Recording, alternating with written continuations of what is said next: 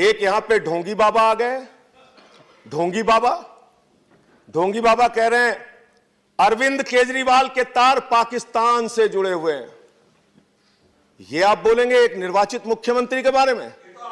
अरविंद केजरीवाल के तार पाकिस्तान से जुड़े हुए हैं। अगर अरविंद केजरीवाल के तार पाकिस्तान से जुड़े हैं तो ढोंगी बाबा को गिरफ्तार करो और उनसे पूछताछ करो, कहां के तार जुड़े हैं, कैसी जानकारी उसके पास है, यह पूछना चाहिए। आप दिल्ली का माहौल बिगाड़ रहे हैं, देश की राजधानी को आप बर्बादी के कगार पे पहुंचा रहे हैं। जब से आपकी सरकार आई है, इसी दिल्ली में 24 घंटे में 9 हत्या हुई, वकीलों पे गोलियां चली, छात्रों पे लाठियां चली, एक नेत्रहीन छात्र को जूते से पीटा गया। अभी खुलेआम 3 दिन लगातार गोली की फायरिंग हो रही है। आपसे किसी मुद्दे पे बात नहीं होती। अरे चुनाव हो रहा है तो बात करिए बिजली की, 200 यूनिट बिजली फ्री कैसे देंगे, केजरीवाल ने देके दिखाया है। बात कीजिए पानी की, बात कीजिए चिकित्सा की, बात कीजिए शिक्षा की। आपसे कहते हैं 200 यूनिट बिजली फ्री कैसे होगी, आप कहते हैं शाहीन बाग। आपसे पूछिए पानी 20,000 लीटर फ्री कैसे देंगे, आप कहते हैं शाहीन बाग। आपसे पूछते हैं महिलाओं को बस की यात्रा फ्री कैसे दोगे, आप कहते हैं शाहीन बाग। अरे शाहीन बाग शाहीन बाग शाहीन बाग शाहीन बाग करते करते दिल्ली की जनता भाजपा वालों से कह रही है चल भाग चल भाग चल भाग चल भाग। ये हालत इनकी हो गई है। मुद्दों पे बात नहीं करेंगे, मुद्दों पे बात नहीं करेंगे मान्यवर। ना इनके पास कोई विजन है, ना इनके पास दिल्ली के लिए कोई कार्यक्रम है, ना इनके पास कोई नेता है। तो नेता विहीन और मुद्दा विहीन भारतीय जनता पार्टी दिल्ली के अंदर आज माहौल बिगाड़ने का काम कर रही है। दिल्ली के अंदर आज माहौल बिगाड़ने का काम कर रही है। मान्यवर, मैं आपके माध्यम से इस सरकार से पूछना चाहता हूं, आप दिल्ली का चुनाव क्या मंशा है आपकी? आप तो हार रहे हैं। आपके एक नेता ने कहा आप लोग दिल्ली के चुनाव में कह रहे हैं हिंदुस्तान पाकिस्तान का मैच हो रहा है। बताइए, लोकतंत्र में 2 पार्टियां चुनाव लड़ रही, हिंदुस्तान पाकिस्तान का मैच हो रहा। ऐसी भाषा कहते हुए आपको शर्म नहीं आती? देश के चुनाव को आप हिंदुस्तान पाकिस्तान बना रहे हैं। अपने ही देश में अपनी ही पार्टी, अपने ही देश की राजनीतिक पार्टियों को आप पाकिस्तान कह के संबोधित कर रहे हैं।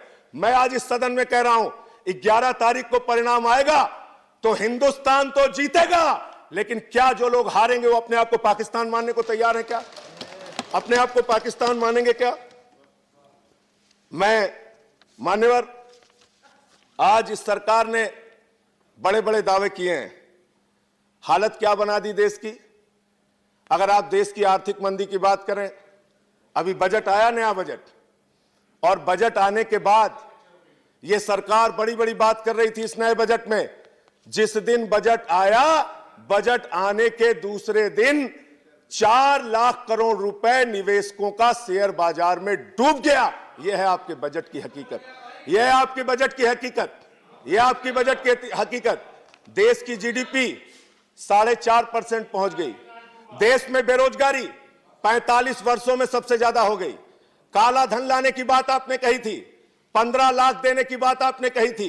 आपने देश की जनता को गुमराह किया, आपने देश की जनता को भ्रमित करने का काम किया। न काला धन आया, न 15 लाख मिला। महंगाई का आलम यह है, 32,000 टन प्याज सड़ गई, किसी को पता नहीं चला। कह रहे 32,000 टन प्याज सड़ गई। अरे वो प्याज सड़ी नहीं है, आप लोगों ने प्याज का घोटाला किया है। घोटाला, उसकी जांच होनी चाहिए, उसकी जांच होनी चाहिए। 200 रुपए किलो प्याज बिकी, 120 रुपए किलो टमाटर बिका आपके राज में, 4 रुपए लीटर दूध महंगा हो गया, डीजल महंगा हो गया, पेट्रोल महंगा हो गया। देश में महंगाई आसमान पे जा रही है। आपको उसकी चिंता नहीं है। आपको दिन रात खाली देश को नफरत में झोंकना है, नफरत की आग जलाना है देश के अंदर, देश का माहौल बिगाड़ना है। आपको देश के मुद्दों पे बात नहीं करनी। आप कर क्या रहे हैं? आप कर क्या रहे हैं? कह रहे हैं हम सरकार को फायदे में लाने के लिए अपने सारे सरकारी विभाग जो फायदे में चल रहे हैं उसको बेचेंगे। वाह भाई, रेल बेच देंगे आप, सेल बेच देंगे आप, कोल बेच देंगे आप, एयर इंडिया बेच देंगे आप, बीपीसीएल बेच देंगे आप, और एलआईसी मान्यवर जिसका नारा क्या है, आईडीबीआई, उसको बेच देंगे आप।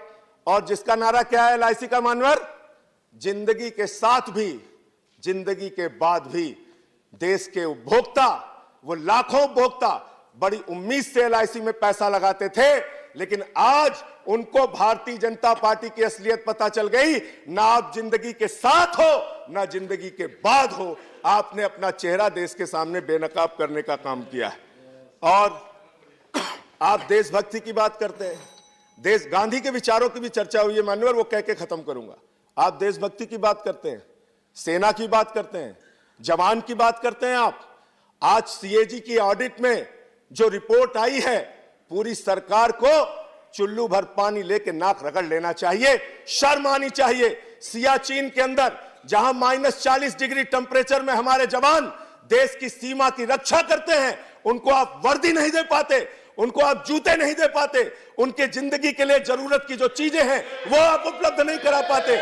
और आप यहां बैठ के बड़ी बड़ी बातें करते हैं जवानों की, गांधी के विचारों को आगे ले जाने की बात कहते हैं, 150वीं जयंती की बात करते हैं। आप बात करते हैं, आपकी एक नेता ने, एक सांसद ने दूसरे सदन में गोडसे को देशभक्त कहा। गांधी के हत्यारे को देशभक्त कहने वाले लोग धर्मनिरपेक्ष नहीं हो सकते।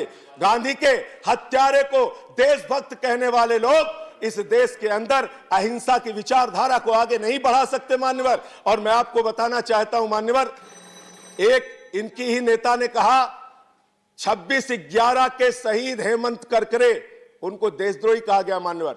अभी एक अनंत हेगड़े जो इनके सांसद हैं, उनका बयान आया, वो कहते हैं राष्ट्रपिता महात्मा गांधी का स्वतंत्रता संग्राम ड्रामा था। अरे आपको स्वतंत्रता संग्राम ड्रामा लगता है?